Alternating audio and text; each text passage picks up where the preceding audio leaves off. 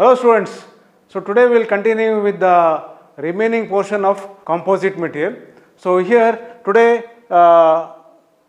till now we have discussed what is composite made up of methods of manufacturing composite materials. So that is open mold process and closed mold process. So today in this session we will discuss about what is hybrid composite, then characterization of composites, then constituent relations of composites. So hybrid composites. So if you take a composite, any composite material will have certain defined properties. So certain defined properties. Now in order to enhance that properties, that is increase that property, any property if you take, if you want to enhance it, so then we can have two or more layers of fibers. So as you know that composite is made up of matrix and fiber. So normally if you take regular composites, it will be having a fiber in between two matrix. So two matrix layers will be there, in between fiber are there. Now here in order to that will have one set of properties. Now if you want to enhance that property, I can have more than one layer of fiber. I can have more than one layer of fiber in between the matrix. So that particular type of matrix is called as hybrid matrix. So this hybrid matrix are used in order to enhance the properties of that particular composite material. Now this hybrid composites, as I told, it will have one or more fibers, or it can have more fiber layers also in between matrix. Now this can be done, that is how we can go with hybrid matrix is, it can have three different methods. So one is sandwich method, second one is interplay method, and third one is intraplay method. So three methods, by three different methods you can develop this hybrid matrix. So three different methods: sandwich method, second one interplay method, and third one intraplay method. So by these three methods I can develop hybrid composites. So in all the cases the fibers will be placed in different position. It can be either between two, it can have a fiber layer, matrix, fiber, and bottom layer may be matrix, or you can have one fiber in between one set of matrix, then second fiber in between the second set of matrix. So like that also we can have the arrangement. So that using these three arrangements, so either sandwich method or interplay method, or third one is intraplay method, I can develop this hybrid composites. So by developing in hybrid composites, I can in turn enhance the properties of normal composite material. I can enhance the properties of normal composite material. So that's about your hybrid composites. A very small topic, what is hybrid composites and what is the how we can develop hybrid composites. So what is the benefit of going for hybrid composites? So next we go for characterization of composites. Now characterization of composites is nothing but every composite will have its own properties. In order to, every composite will have its own properties. Analyzing these properties, analyzing or studying these properties. So if I want to develop hybrid composites, I should know what are the basic properties regular composite material will have. So for analyzing this, analyzing the characteristics or properties of the regular composites, that is what we call as characterization of composites. Now this can be done by three different methods. So one is microscopic or metallographic analysis. Microscopic or metallographic analysis, that is the first method. Then the second method we can have is thermal analysis, and third one is non-destructive methods. So first one is microscopic or metallographic analysis, then second one is thermal analysis, and third one is non-destructive test. So by carrying out these three methods, I can characterize a composite. So this composite will have this particular characters.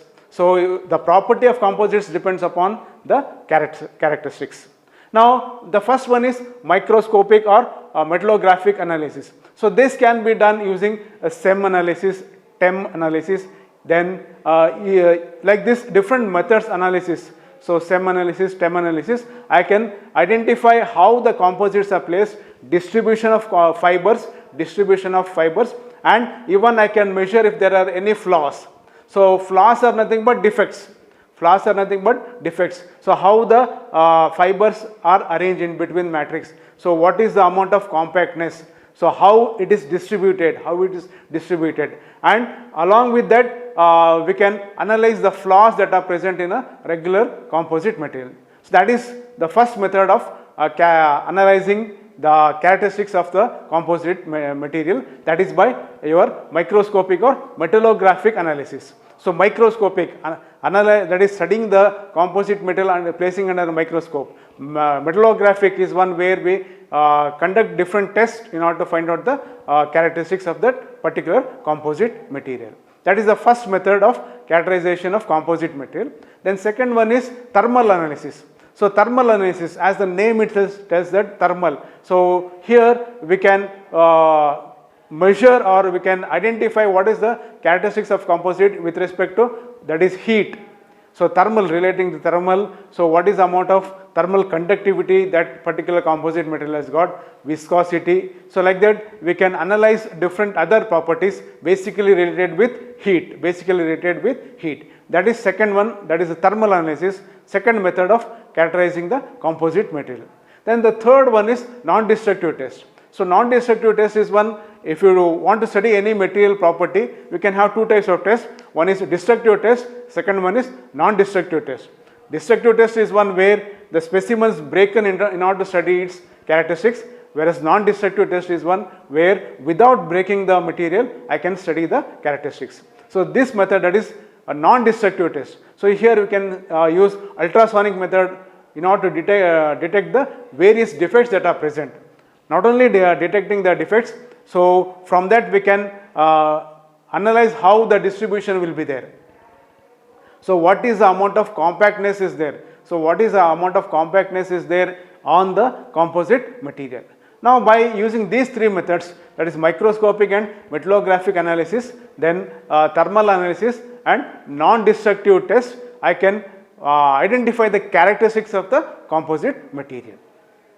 Now once we know what is hybrid composite, so characterization of this composite material, so we can move to the third topic, that is constitute relationship of composites. Now constitute relationship is that, so by these three methods what just now I explained, so we can find the characteristics of the composite material. Now along with that, so there is a relationship between the matrix and the fiber that is present in the composite material. So we can establish a relationship. So from that relationship we can find out the Young's modulus. So we can find out Young's modulus. So Young's modulus is one of the measure of the material, so where we can establish a relationship. So using a particular relationship, what the relationship we get, so from that relationship I can establish a relationship between the Young's modulus with respect to the constituents, that is the matrix and the fiber. So that is what we call as constitute relationship of composite material. Now in this constitute relation of composite material, we can have two different conditions. So one is called as isostrain condition, that is called as longitudinal modulus, whereas second one is isostress condition, that is called as transfer condition. Now in both the cases we will establish a relationship. Using that we can find out the Young's modulus. We can establish a relationship using which we can find out the Young's modulus between the your composite material, then fiber and matrix. Composite material and fiber and matrix, what the composite material is made up of. So we will start with the first one, that is isostrain condition. So isostrain conditions. So consider a matrix. So this is a composite material which is made up of fiber.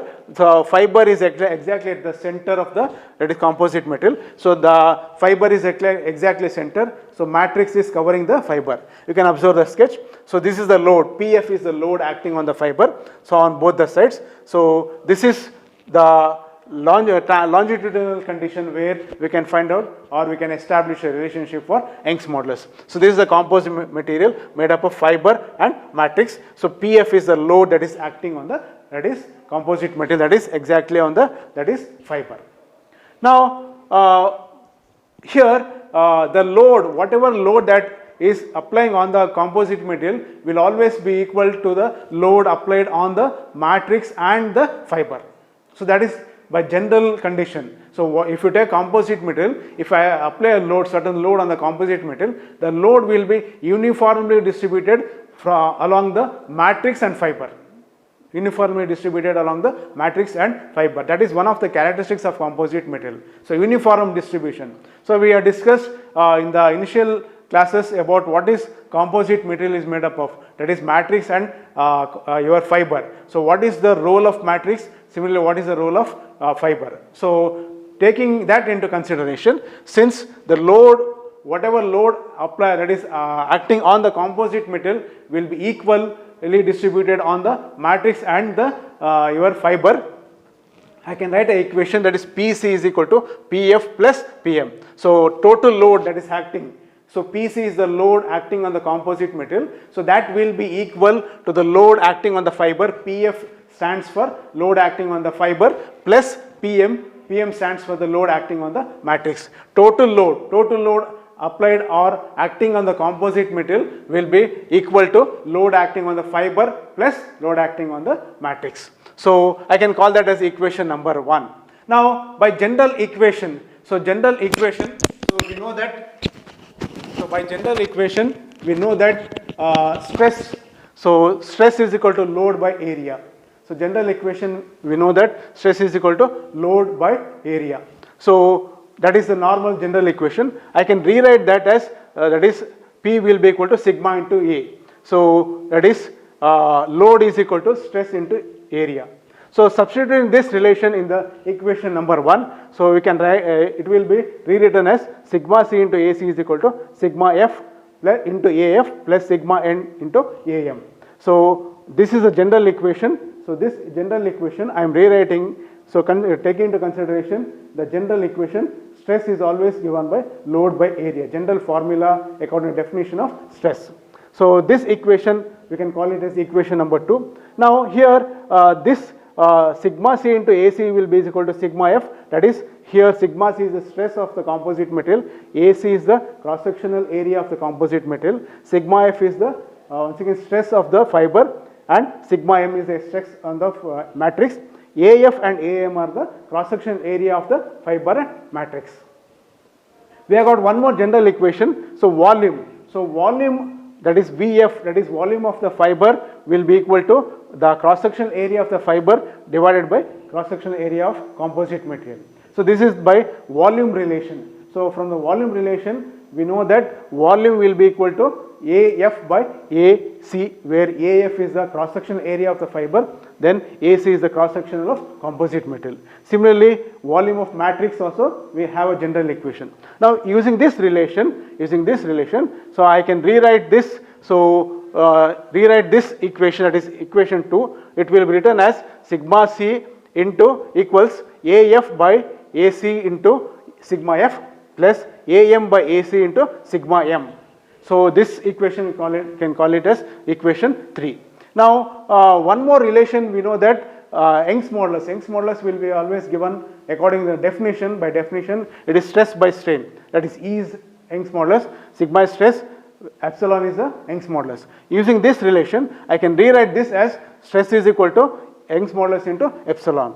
So using this relation I can rewrite this equation once again, sigma C is equal to sigma F into Vf plus sigma M into Vm. So I can call that as equation 4. Now this is equation 4, but the total strain on the composite material will be equal to what is the strain that is on the fiber and strain on the that is matrix, that is strain is nothing but elongation. So total elongation of the composite material will be equal to elongation of the fiber and elongation of the matrix. So substituting this relation, so I can rewrite this equation as that is EC into sigma C, that is epsilon C is equal to EF into epsilon F into Vf plus EM is into epsilon M by epsilon M into Vm. So here this relation, substituting the equation, that is using this relation, I can rewrite that is Young's modulus, that is EC stands for Young's modulus of composite material, which will be equal to EF into Vf plus EM into Vm. So this is the equation, that is which can be used for calculate the Young's modulus. So for isostrain condition, so we can find out the Young's modulus of that particular composite material. Similarly, we can have a relationship or we can establish relationship with respect to isostress condition. So isostress condition is nothing but a transverse condition. So here consider this is a composite material. Tc stands for the total thickness of the composite material. So this is sigma is the load acting. So load acting. Tm is the thickness of the matrix. Here also Tm is the thickness of the matrix. So Tc is the total thickness of the composite material. Now considering the stress in case of transverse conditions. So whatever stress that is applying on the composite material will be equal to stress that is applied on the matrix and will be equal to stress applied on the your fiber. So that is the general relation. Sigma F will be equal to sigma M, that will be equal to sigma C. That is stress acting on the composite material will be equal to stress acting on the matrix, similarly stress acting on the fiber. Now one more thing is that in case of here as the load is applied, material gets elongated. So the elongation also will be same, that is whatever elongation, that is elongation taking place in the composite material will be equal to elongation of the fiber and elongation of your matrix material. So considering that basic concept, that is elongation delta C is equal to, that is delta F plus sigma, that is delta M.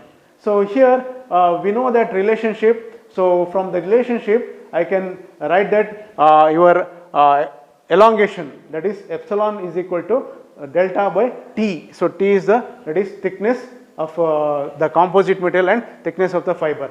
So from that I rewrite this delta is equal to epsilon into T. Now substituting this relation in equation 1, that is here sigma F. So it can be written as epsilon C, C stands for composite material, into Tc is equal to epsilon F into Tf plus epsilon M into Tm. So I can call that equation number 2. Now by general definition, once again Young's modulus is given by stress by strain. So sigma stands for stress, epsilon stands for elongation. I can rewrite that in terms of it is strain will be equal to sigma by E. So I can substitute this in the equation 2. So from the general definition, so epsilon can be written as epsilon is equal to stress by Young's modulus. So using this relation I can substitute this relation in equation 2. So when I substitute, I will get the relation, that is sigma C by EC into TC is equal to sigma F by EF into TF plus sigma M by EM into TM. But as it was told in the initial part, so stress will be equal. Stress on the composite material will be equal to stress on the fiber, that will be equal to stress on the, that is matrix. So using that basic relation, I can rewrite this as Tc by Ec is equal to Tf by Ef plus Tm by Em. Now I will take Tc, multiply the entire equation into 1 by it is into Tc. So if I multiply, so this entire equation I can rewrite this as 1 by Ec is equal to Tf by Tc into 1 by Ef. 1 by Ef I have taken outside. So simple mathematical steps. So I will get the equation 3. So this we know that volume, once again come back, volume relation Vm will be equal to Tm by Tc. Similarly Vf is equal to Tf by Tc. Using this relation I can rewrite this equation. I got Tf by Tc, Tm by Tc. So instead of writing Tf by Tc and Tm by Tc, I can use a relationship, general relationship of volume Vm by Vf. So substituting that, 1 by Ec is equal to 1 by Ef into Vf plus 1 by Em into Vm. So that is 1 by Ec is equal to, if you simplify, this is the equation you get. So rewriting that Ec, that is Young's modulus of the composite material for isostress condition, it can be written as Ef into Em divided by Em into Vf plus Ef into Vm. So where Ef is the Young's modulus of fiber, Em is the Young's modulus of matrix, Vf is the volume of the fiber, Vm is the volume of matrix. Now using these two relationship, so I can find out the Young's modulus. I can find out the Young's modulus of the composite material. So we can, next thing is we can try to solve problems based on the relationship of Young's modulus. Now here we'll take up one problem. So the problem reads that calculate the tensile modulus of elasticity of unidirectional carbon fibers reinforced composite material which contains 62% by volume of carbon fibers in isostrain and isostress condition. Now here you have to carefully read the problem and analyze what is given.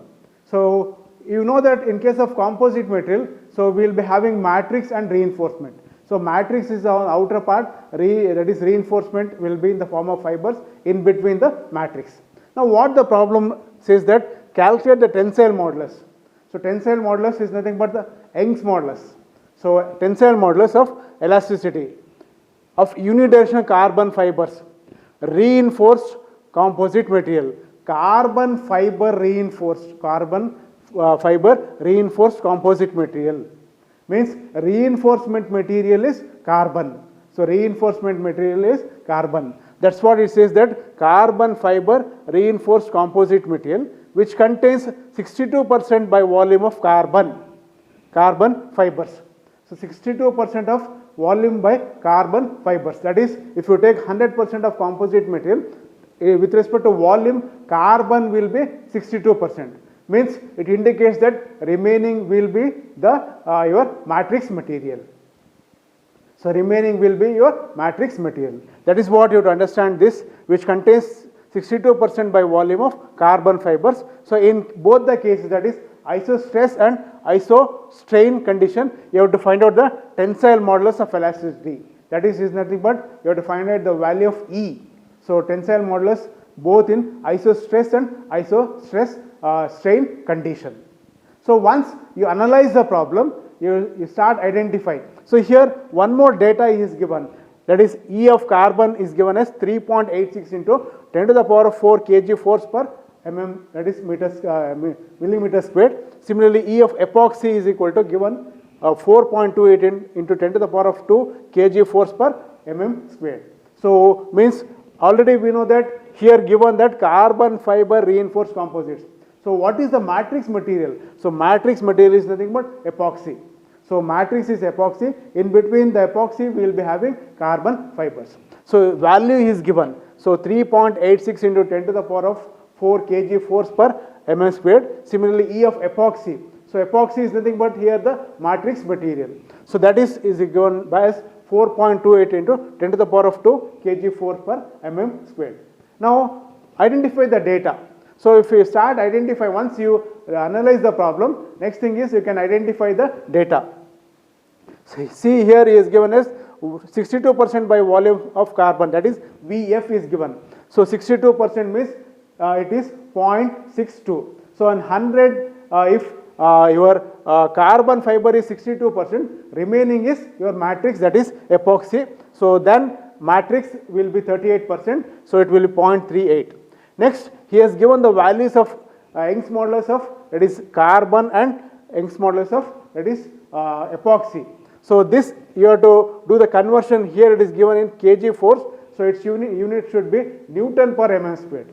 So its unit should be Newton per mm squared. So convert this kg force into Newton it is. So when you convert that, so EC value we will be getting as 37.68 into 10 to the power of 4 Newton per mm squared. Similarly, E of epoxy given. So convert that kg force into Newton. So value you get is 41.98 into 10 to the power of 2 Newton per mm squared. So once you identify the given data, so next thing is you have to find out the tensile modulus of elasticity.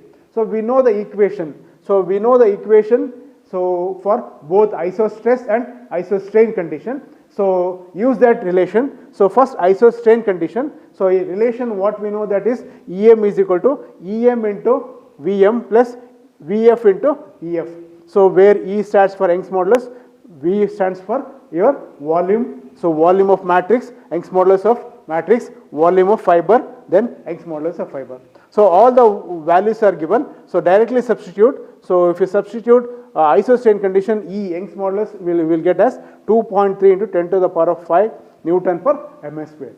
So this is for isostrain condition. Similarly, we know the relationship for isostress condition also. So the relation stands that E is equal to EF into EM divided by VF into EM plus VM into that is EF.